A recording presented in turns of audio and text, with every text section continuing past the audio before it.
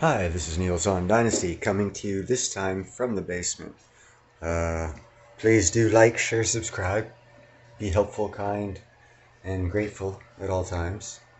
Buy silver and platinum.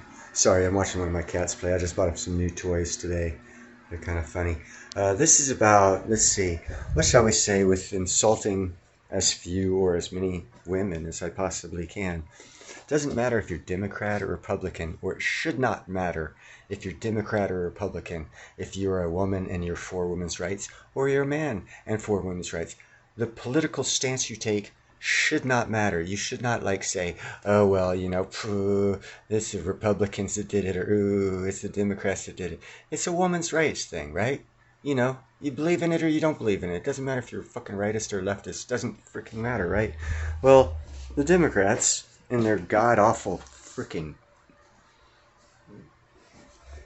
Methuselah wisdom, decided to give Afghanistan back to the Taliban because the Taliban promised that they made them feel good, and they promised that they would be nicer. Yeah, okay. Well, here's for all the women's rights who don't stand up.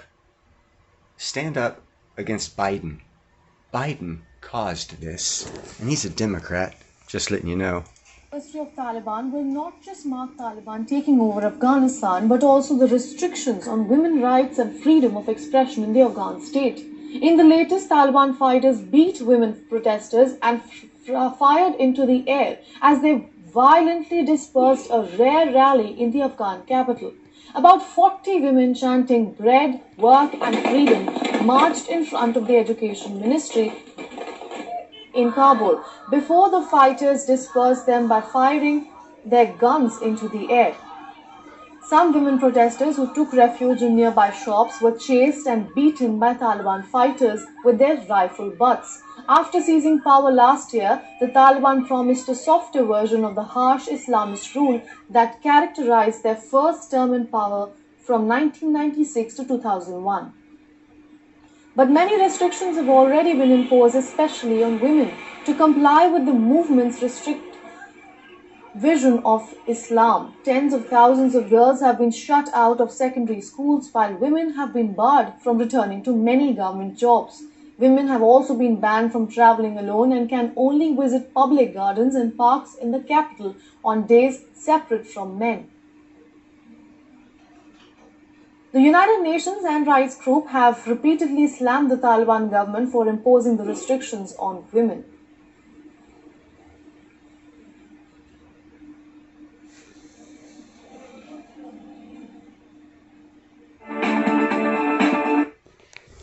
Thinking about going solar, but not Anyhow, knowing this is just for everyone who did vote for Joe Biden. And for those of you who didn't vote for Joe Biden, everybody who thinks that women have rights too, which obviously they do, they should, call the president. Let him know he's a fucking dick.